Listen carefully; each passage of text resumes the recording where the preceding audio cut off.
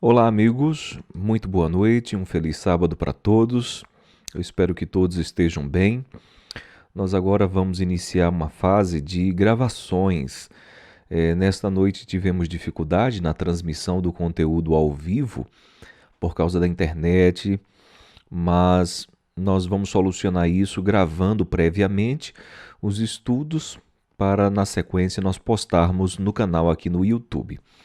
Então hoje nós vamos avançar em Apocalipse capítulo 10. E é importante, antes de nosso estudo, nós fazermos uma oração e na sequência nós vamos para a nossa lousa. Vamos orar. Querido Pai, nessa noite queira nos bendizer mais uma vez para que possamos chegar à compreensão da Tua vontade para nós através da Santa Bíblia. Nos revele as verdades bíblicas nesse estudo que faremos do livro do Apocalipse no capítulo 10. Pedimos essas bênçãos em nome de Jesus. Amém. Vamos compartilhando então a nossa tela. E antes de nós avançarmos para o capítulo 10, exatamente, é importante que a gente dê uma contextualização do capítulo 10. E para isso, nós precisamos nos voltar para o assunto das trombetas. Nós estudamos na sexta-feira passada sobre o tema das 7 trombetas e nós vimos que as trombetas elas estão divididas basicamente em 2 grupos. O primeiro grupo de 4 trombetas, as 4 primeiras, e na sequência os 3 ais, as 3 últimas trombetas. Pois bem, nós vimos que nessa interpretação que eu sugeri, existem outras interpretações também. A primeira trombeta tem a ver com a destruição de Jerusalém, a segunda trombeta, um juízo, a destruição de Roma. Terceira trombeta e a quarta, elas estão em pares. Está relacionado com os juízos envolvendo o período da Idade Média e pós-reforma também, o escolasticismo teológico pós-reforma. E a quinta e sexta trombeta tem a ver com o mundo secularizado próximo da volta de Cristo. Então a quinta e a sexta trombeta vão lidar com um período de escurecimento, enegrecimento espiritual que caracteriza essa última geração daqueles que estarão vivendo na terra antes do retorno do Senhor. Pois bem, chegamos à sétima trombeta que evoca o estabelecimento do reino de Deus, é a volta de Cristo. Então, nesse ponto, nós vamos posicionar o capítulo 10. O capítulo 10 é posicionado aqui, entre a sexta e a sétima trombeta. Mais especificamente, no período da sexta trombeta, porque a sétima trombeta é justamente o retorno de Cristo. Portanto, Apocalipse 10 está lidando com temas relacionados àquele período que antecede a volta de Cristo, o tempo do fim, ok? Então, tendo dito isto, tendo em vista durante todo o nosso breve estudo, poucos minutos aqui dessa noite, que Apocalipse 10 está dentro do contexto da sexta trombeta, nós vamos avançar agora na leitura do capítulo. O capítulo 10, verso 1 e verso 2 diz o seguinte: Vi outro anjo forte descendo do céu, envolto em nuvem, com o arco-íris por cima de sua cabeça. O rosto era como o sol, e as pernas como colunas de fogo. E tinha na mão um livrinho aberto. Pôs o pé direito sobre o mar e o esquerdo sobre a terra. Algumas coisas chamam a atenção. Primeiro fala da presença aqui de um outro anjo forte. Esse outro faz uma diferenciação entre esse anjo do capítulo 10 e os outros anjos das 7 trombetas. Então, os 7 anjos tocavam as trombetas, um sucedendo ao outro, e ele faz essa distinção. um outro anjo forte aparece em cena, diferente dos 7 anjos. Esse anjo ele é diferenciado por esse adjetivo aqui, forte, em outras versões, poderoso, indicando então alguém diferente de um anjo comum. Agora veja algumas das características desse anjo. Ele está envolvido por nuvem, ele tem o arco-íris acima de sua cabeça, o seu rosto brilha como o sol e as suas pernas são parecidas com colunas ardentes pegando fogo. Isso indica alguma coisa muito importante para o nosso estudo aqui de Apocalipse, capítulo 10. Indica que esse anjo, ele tem uma origem divina.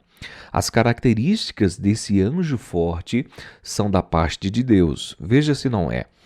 Por exemplo, o anjo ele está envolvido com nuvem. Tanto no Antigo Testamento quanto no Novo Testamento, Deus, por excelência, é quem está envolvido por nuvens. Nós temos a imagem do Sinai, quando Deus ali entregou os 10 mandamentos e o monte fumegava, e ao redor do monte, ali onde estava a presença de Deus, existia justamente nuvens. No santuário terrestre, ali em Israel, também existe essa imagem da nuvem ali ao redor do santuário, exatamente onde Deus se manifestava. O próprio Cristo, Deus encarnado, quando ele sobe aos céus, ele sobe envolvido por nuvem e quando ele retorna também envolvido por uma nuvem. Essa característica do sol, aliás, do rosto, como que o sol brilhando e as pernas como que flamejantes, são idênticas, basicamente, àquelas que nós encontramos em Apocalipse capítulo 1, quando João tem uma visão do Cristo glorificado na ilha de Patmos, são exatamente essas características. Então, basicamente, nós podemos afirmar que esse anjo é possivelmente Jesus Cristo. Então, o próprio Cristo, ele tem uma missão, aliás, uma mensagem relevante para ser entregue agora no período do tempo do fim. Bom, esse anjo ele tem na mão, aqui eu destaco, um livrinho aberto. Essa informação é relevante. E ele coloca um pé sobre o mar e o outro sobre a terra. Que livrinho seria esse? Bom, existe uma diversidade de pensamentos. Basicamente, existem algumas pessoas que pensam que esse livrinho aberto poderia ser o próprio livro do Apocalipse. Existem alguns que imaginam que não seria exatamente o livro do Apocalipse, mas seria a segunda metade do livro do Apocalipse, que tem a ver com o contexto do tempo do fim, a partir do capítulo 12. No entanto, eu vou defender uma outra possibilidade que eu creio que é mais plausível pela própria Bíblia. Note que no idioma original grego não está escrito basicamente um livrinho aberto, mas um livrinho que foi aberto. Ok? O indicativo do verbo particípio passivo, aqui no passado, indica que foi um livro aberto num passado, talvez não muito distante, mas que tem um efeito até o presente na ocasião dessa profecia, e não hoje. Então nós percebemos que esse livrinho, ele esteve fechado, mas em algum momento ele se abre, ele é aberto, possivelmente por esse anjo, por Deus. Agora, existe um livro na Bíblia que esteve fechado e ele se abre à compreensão, especificamente no contexto do tempo do fim, e é justamente o livro de Daniel. Observe aqui Daniel capítulo 12, o verso 4, quando diz: Tu, porém, Daniel, encerra as palavras e sela o livro, até ao tempo do fim. Muitos o esquadrinharão e o saber se multiplicará. Então, no desfecho do conteúdo profético de Daniel, o anjo assistente do profeta dá uma orientação. Você deve selar, você deve fechar o conteúdo do livro até o momento apropriado, até o tempo do fim. Depois do tempo do fim, esse livro ele vai se abrir à compreensão das pessoas, e aqui diz que muitos no tempo do fim vão esquadrinhar, ou seja, vão estudar. minuciosamente o livro de Daniel, essas profecias, e o saber, o conhecimento sobre essa profecia iria se multiplicar e alcançar muitos povos. Portanto, amigos, nós percebemos que o livro de Daniel se encaixa nessa profecia de Apocalipse capítulo 10. Então, Apocalipse capítulo 10, nós temos a imagem do anjo descendo dos céus, relacionado aqui a Cristo, com um livrinho que foi aberto um pouco antes dessa descida desse anjo. E essa mensagem, esse conteúdo das profecias de Daniel seriam globais, seriam universais. Nós observamos que o anjo coloca um pé sobre o mar e sobre a terra, indicando assim então toda a extensão do planeta. Uma mensagem que atravessaria continentes, oceanos e assim abarcaria todo o mundo, ok? Então, repetindo, em Apocalipse capítulo 10, nós temos a imagem aqui de Cristo, possivelmente, todo o indicativo aqui do que está escrito, o arco-íris por cima da cabeça que está acima do trono de Deus, a nuvem que o envolve e essas características do Cristo glorificado, aqui de Apocalipse 1, fazem essa referência. Um livrinho aberto. Existe um detalhe adicional, não buscando complicar, mas dar mais elucidação. Note que a palavra que é escolhida aqui no original grego é a palavra livrinho, né? Então indica não um livro talvez completo, mas uma porção dele, tá certo? Então nós compreendemos, eu compreendo especificamente, que aqui não se refere a todo o livro de Daniel, mas uma parte dele. Tá certo? É por isso que é um livrinho. O próprio livro de Daniel tem essas características, são várias, eu vou destacar apenas uma aqui. Você vai notar que o livro ele é dividido basicamente em duas partes, né? Ele tem dois idiomas. Talvez você não saiba disso. O Antigo Testamento, basicamente, ele é escrito em hebraico. O livro de Daniel também é escrito em hebraico, mas tem uma porção do capítulo 2 ao capítulo 7 que está em aramaico. Portanto, existe uma divisão no livro e o livro, portanto, ele carrega essa noção de divisão e nós temos um indicativo que essa parte do capítulo 8 até o capítulo 12 poderia ser então esse livrinho na mão desse anjo, ok? Nós vamos avançando e chegamos a uma porção desafiadora do nosso estudo, que é o verso 3 e o verso 4. Porventura, essa seja uma das passagens mais difíceis, mais complicadas de todo o Apocalipse. Aqui diz: E bradou em grande voz como ruge um leão, e quando bradou, desferiram os 7 trovões as suas próprias vozes. Logo que falaram os 7 trovões, eu o ia escrever, mas ouvi uma voz do céu dizendo: Guarda em segredo as coisas que os 7 trovões falaram, e não as escreva. Então o anjo com o livrinho na mão, ele dá um brado como um rugido de leão, e quando isso acontece, os 7 trovões, eles pronunciam algo. E você observa que João, ele ouviu o conteúdo da fala ali dos 7 trovões e ele compreendeu, tanto é que ele ia escrever o que ele percebeu, o que ele ouviu. No entanto, ele recebe uma orientação: olha, você não faça isso. E você nota então que essa passagem ela vai na contramão de todo o livro do Apocalipse, porque João previamente ele foi orientado no capítulo 1 a escrever, relatar tudo aquilo que iria ouvir, tudo aquilo que iria ver, todo o conteúdo da revelação. Mas existe esse trecho que é dito para ele: olha, essa parte você não vai colocar no livro. E João ele faz questão de mencionar o que foi que aconteceu, mas sem relatar o que de fato ouviu, obedecendo à orientação da visão.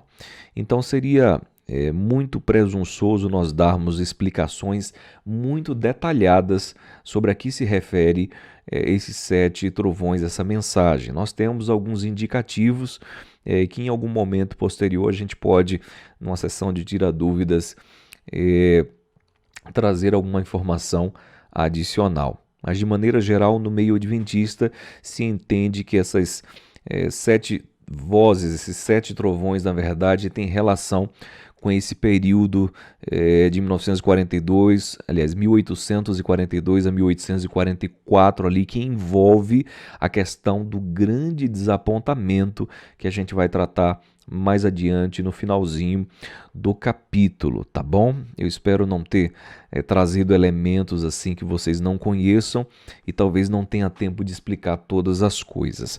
Mas o importante perceber nesse ponto é uma porção mais desafiadora e que nós não buscaremos dar todas as explicações, até porque o próprio João recebeu orientação para não detalhar. Nós chegamos então ao verso 5 até o verso 7. Aqui diz assim: Então o anjo que vi em pé sobre o mar e sobre a terra, levantou a mão direita para o céu e jurou por aquele que vive pelos séculos dos séculos, o mesmo que criou o céu, a terra, o mar e tudo quanto neles existe. Ele diz: já não haverá demora. Mas nos dias da voz do sétimo anjo, quando ele estiver para tocar a trombeta, cumprir-se-á então o mistério de Deus, segundo ele anunciou aos seus servos, os profetas. Vamos destacar alguma coisa aqui. Então nós temos uma imagem que depois do momento em que o anjo desce do céu com esse livro, ele pronuncia um juramento. Aqui está, um juramento. E no final desse juramento, ele diz: já não haverá demora. Nesse ponto, a gente precisa fazer uma observação muito importante. Onde existe essa expressão demora, é a palavra grega Cronos. Você certamente já ouviu falar de Cronos, da origem à palavra cronômetro, cronologia, e a palavra, uma das palavras gregas utilizada para expressar tempo, a palavra tempo. Então, o tradutor, uma boa parte das traduções bíblicas diz: já não haverá tempo, interpreta como sendo já não haverá demora. Mas é muito importante nesse momento nós deixarmos o conteúdo literal na tradução, ou seja, interpretarmos como já não haverá tempo, ok? E por que razão? Porque essa seção aqui, ela vai lidar, ela está fazendo associações com uma outra passagem do Antigo Testamento, mais uma vez o livro de Daniel. Daniel capítulo 12, mais uma vez.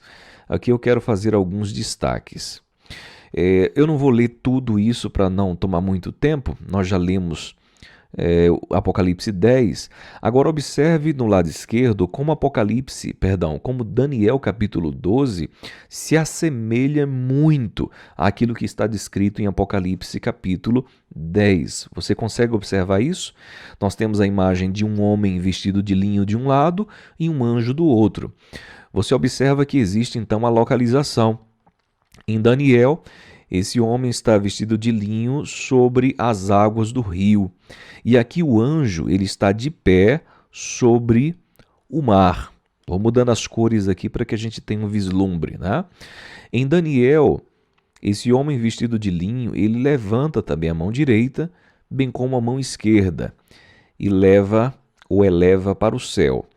E aqui nós temos a mesma imagem da mão direita do anjo estendida para o céu. Nós temos aqui o juramento, aqui está, jurou. Jura por quem? Por aquele que vive eternamente. Isso está em Daniel 12. Ao passo que em Apocalipse 10, o juramento é por aquele que vive pelos séculos dos séculos. Você percebe que a imagem é basicamente a mesma. Os elementos acontecem, inclusive, na mesma sequência.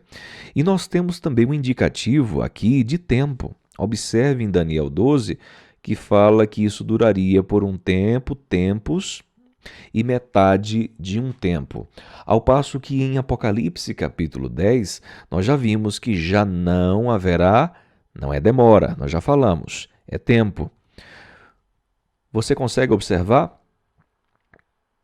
Opa, deixa eu mudar aqui um pouquinho Pronto, agora sim, a tela deu uma escapada, mas agora está normal. Você consegue observar os elementos acontecendo dos dois lados e basicamente na mesma sequência. É uma visão muito parecida, muito similar. Então nós temos um indicativo aqui, quando fala em Apocalipse 10, já não haverá tempo, que o anjo nesse juramento está se referindo a quê? A esse tempo aqui de Daniel capítulo 12. Você percebe? Está claro para você isso? Para mim está absolutamente claro. Existem algumas leves diferenças. O homem vestido de lima, que fala sobre um anjo, não é verdade? Por exemplo, em Daniel 12, esse homem levanta as duas mãos. Já em Apocalipse 10, ele levanta apenas a mão direita. Mas observe que em Apocalipse capítulo 10, o anjo ele tem um livrinho na mão e ele levanta outra mão. Portanto, nós podemos compreender que o livrinho aberto estava na mão esquerda do anjo e ele levanta então apenas a mão direita. Então existem essas leves diferenças, mas basicamente eles estão tratando do mesmo tempo ou do mesmo tema. E a questão toda é o tempo. Então em Apocalipse 10 o anjo diz: já não haverá mais tempo. Que tempo? Ele está fazendo uma referência ao tempo, dois tempos e metade de um tempo de Daniel capítulo 12. A gente não vai poder nos deter tanto tempo assim quanto nós gostaríamos, mas é importante entender que nós temos um tempo, mais tempos, ou dois tempos, e metade de um tempo. Isso equivale a 3 tempos e meio, tá ok? Vou melhorar esse E aqui. Então, tempo, tempos e metade de um tempo são 3 tempos e meio.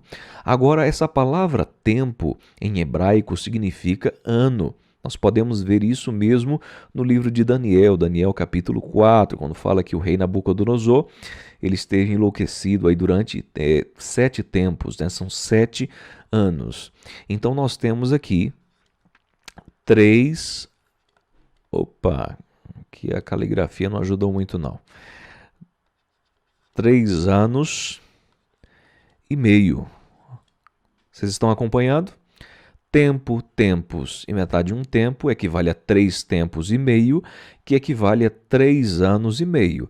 3 anos e meio é equivalente a 42 meses.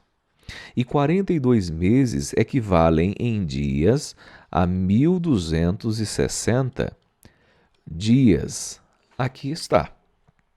Então, esse período de tempo é a mesma coisa que nós colocamos aqui nessa coluna. Você vai observar tanto no livro de Daniel como no livro do Apocalipse expressões como 42 meses, 1.260 dias se referem à mesma coisa.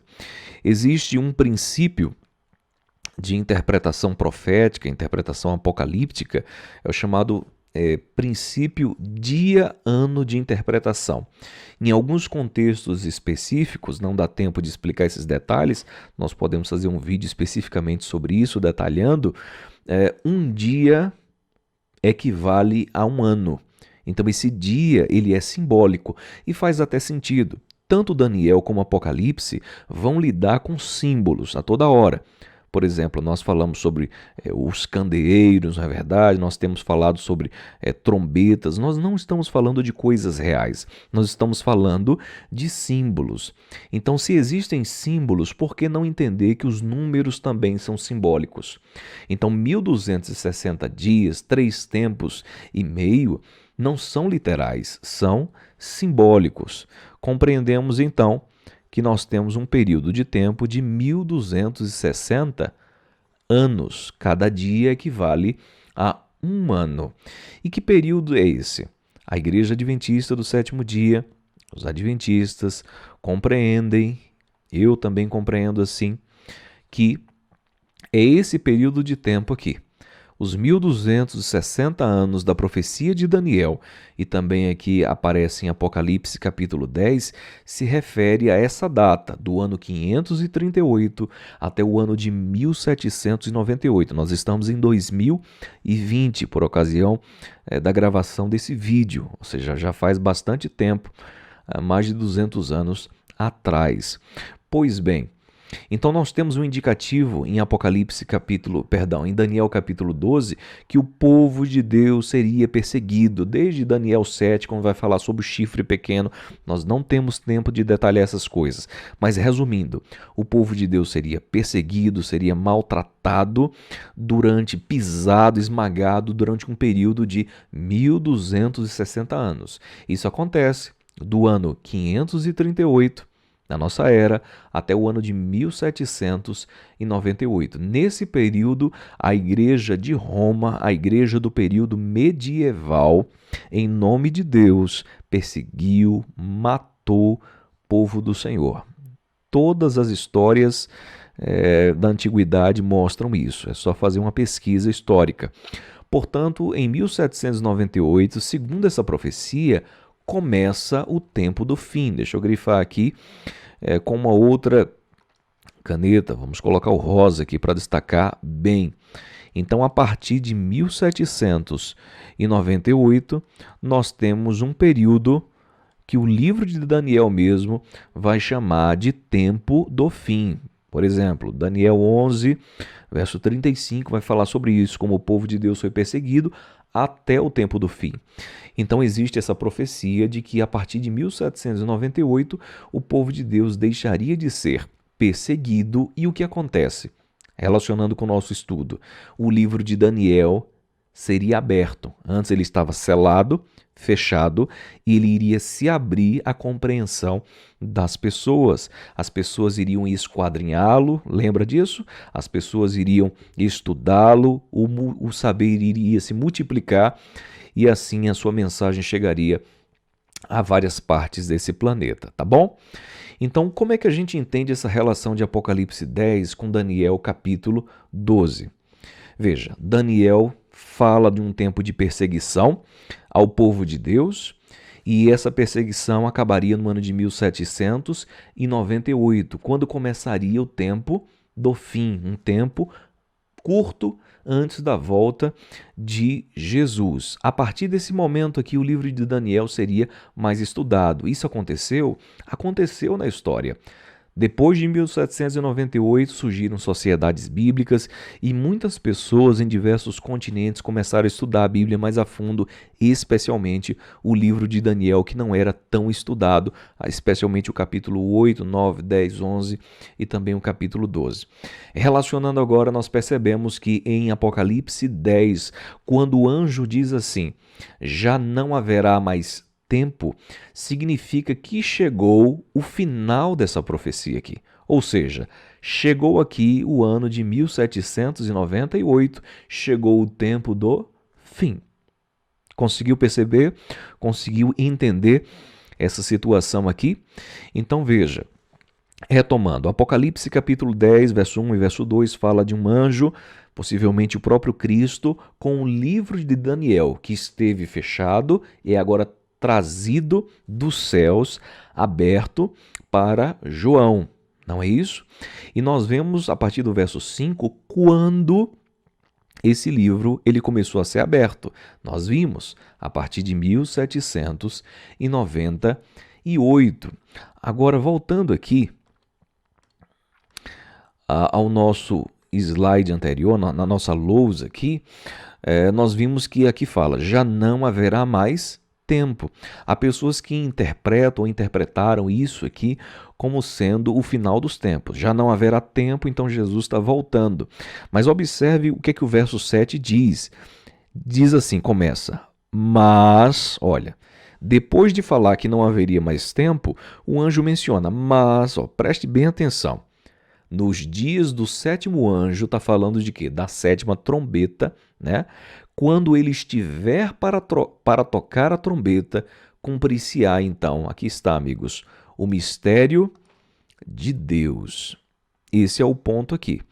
Observe então que a sétima trombeta, como nós estudamos e reiteramos no início do estudo, é a volta de Cristo, é o estabelecimento do reino de Deus.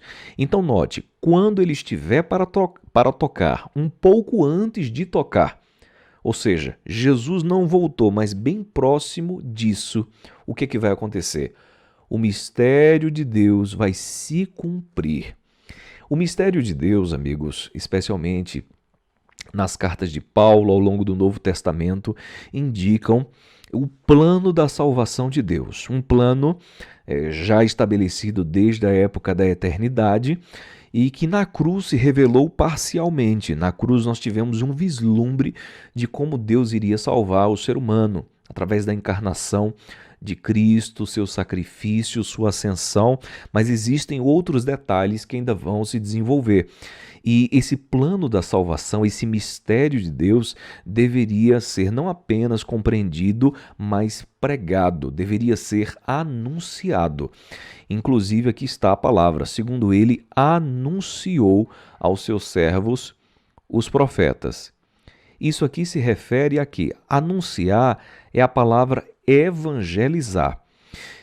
Basicamente, quando fala sobre o mistério de Deus, está falando sobre a evangelização, a proclamação da salvação de Deus.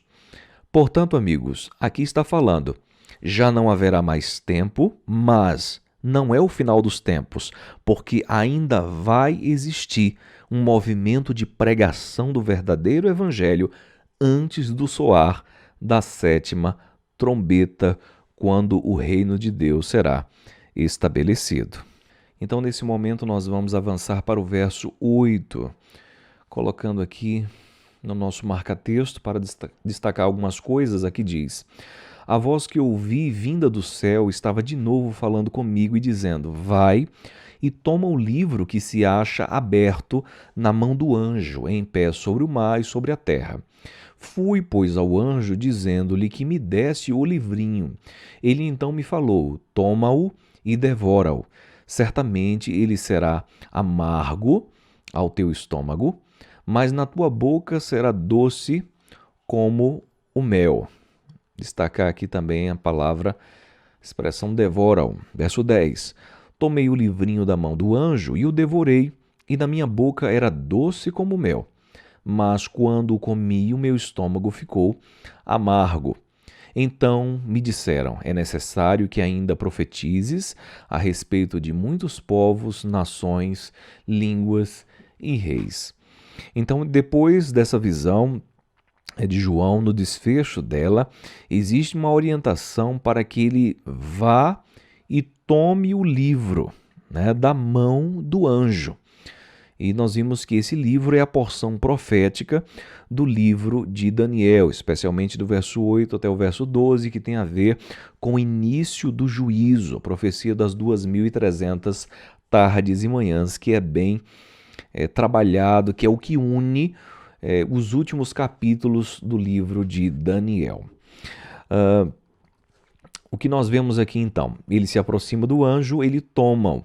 E quando ele toma-o, aliás, ele recebe a orientação para tomar, para devorar, e já é antecipado para ele: olha, vai ser amargo no estômago e na tua boca doce como mel. Então isso evoca a profecia de Ezequiel, quando ele também toma e come, né, uma porção escrita, mas fica muito evidente que comer, a imagem de comer, de devorar, de mastigar, de deglutir, envolve o estudo, a compreensão, o conhecimento do conteúdo desse livro, no caso, as profecias do tempo do fim de Daniel. Quando isso acontecesse, na boca seria doce como mel. Então, essa imagem, ela alude no Antigo Testamento às palavras de Deus que são doces como mel. A imagem mais marcante, possivelmente, é a do maná. O maná que tinha um sabor, era um pão que tinha um sabor adocicado, como se fosse um bolinho de mel.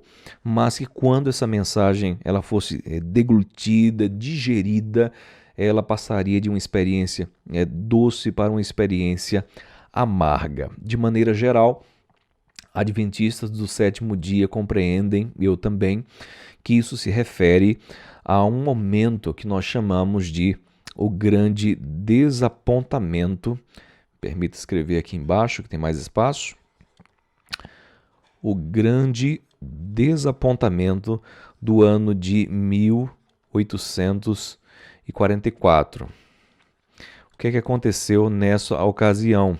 Nós vimos que a partir de 1798, no tempo do fim, existiria um crescente interesse nas profecias do livro de Daniel. E o que aconteceu foi que nos Estados Unidos houve um grande reavivamento, uma grande preparação para a volta de Cristo com o movimento milerita, daqueles que interpretavam a Bíblia assim como William Miller, daí o nome mileritas. Não dá para contar todos os detalhes, quem é adventista tem uma noção, quem não é adventista talvez não tenha compreensão ou conhecimento desse relato que eu vou mencionar brevemente. Mas William Miller era de origem batista, nunca foi adventista do sétimo dia, nunca guardou o sábado, tá certo? Ele acreditava que Jesus ia voltar nessa data aqui, em 1844, ok? E ele compreendeu isso basicamente a partir de Daniel capítulo 8, verso 14, na profecia das 2.300 tardes e manhãs, que a gente não vai levar a cabo aqui. O ponto é, ele acreditava que Jesus ia voltar em seus dias. Não apenas ele, mas milhares de pessoas acreditavam. Pessoas sinceras que criam em Jesus e pessoas que não eram sinceras, mas estavam ali por outros motivos, né? Por medo, por receio de serem apanhados em falta por ocasião da volta de Cristo, algo desse tipo, né? E o que aconteceu? Nós sabemos que Cristo não voltou nessa data aqui. Nós compreendemos, entendemos como adventistas que essa data está correta, segundo a profecia de Daniel.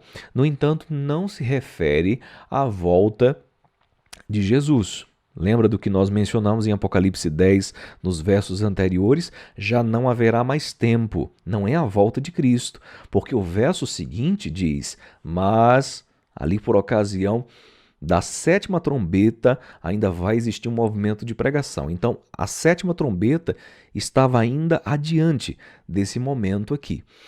Então, o que aconteceu foi que muitas pessoas, todo aquele grupo basicamente se decepcionou e aquela experiência doce que era aguardar a volta de Cristo, esperar Cristo em seus dias, se tornou uma experiência absolutamente amarga quando ela foi digerida. Cristo não voltou em 1844, mas algo importante aconteceu. A gente pode fazer um estudo mais detalhado numa outra ocasião.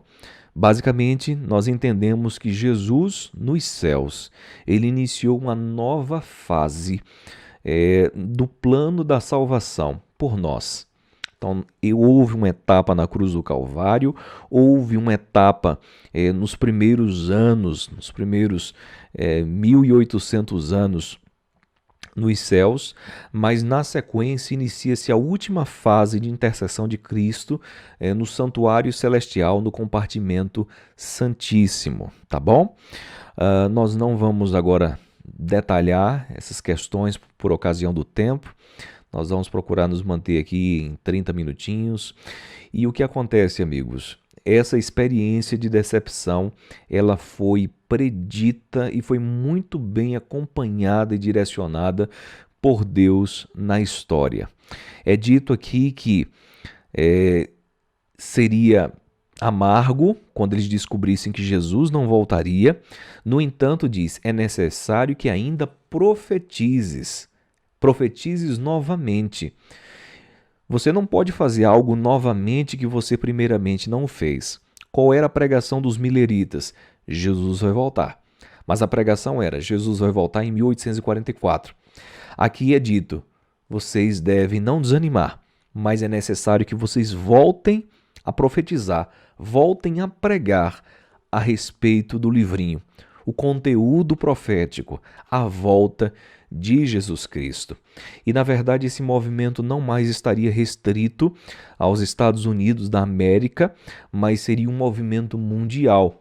Essa profecia, essa pregação abarcaria povos, nações, línguas e reis, e a partir desse movimento surgiram os adventistas, e após um grande período de estudos aí, desenvolveram todo um sistema doutrinário a partir de pessoas de várias denominações diferentes, pessoas que aguardam a volta de Jesus Cristo. Não podemos, assim como os mileritas fizeram, marcar uma data, até porque a profecia diz: já não haverá mais tempo. Ou seja, depois dessa época, não existe mais uma profecia de tempo que nos indique, por exemplo, quando Jesus vai voltar. Qualquer tentativa de marcar data para uma volta de Cristo, uma data específica, contraria a própria profecia de Daniel e também de Apocalipse. Sabemos que Cristo está próximo de voltar, mas não sabemos exatamente como ou quando isso, na verdade, acontecerá. Precisamos estar preparados hoje mesmo. Basicamente, amigos, o que é que nós vimos hoje em Apocalipse capítulo 10? Aqui minha tela está um pouquinho azulada, isso aqui melhora um pouco, né? Isso aqui é o webcam que está com algum probleminha. Nós aprendemos que em Apocalipse 10, a mensagem profética, especialmente para os últimos dias de Daniel, o tempo do fim, acontece nesse período de Apocalipse capítulo 10. Nós vimos que o tempo do fim começa em 1798, quando o livro de Daniel que estava selado passa a se tornar patente e conhecido no mundo todo, e não apenas num grupo restrito. E nós sabemos que esse movimento que nasceu de um grande desapontamento deveria voltar a pregar sobre a volta de Cristo a todo mundo, um movimento mundial.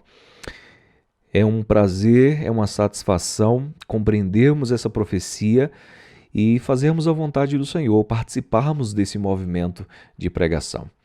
Seja você adventista do sétimo dia, ou você não seja adventista do sétimo dia, mas está estudando esses assuntos conosco, que possamos fazer parte desse povo, um remanescente que de fato prega a verdade bíblica como ela o é. Que o Senhor, com sua graça, nos ampare, nos fortaleça e que possamos estar preparados, vivos, por ocasião do retorno do nosso Senhor que não se demora. Que Deus bendiga a cada um de nós, te conceda um bom descanso, um bom restante de sábado na presença do Senhor. Fiquem com Deus.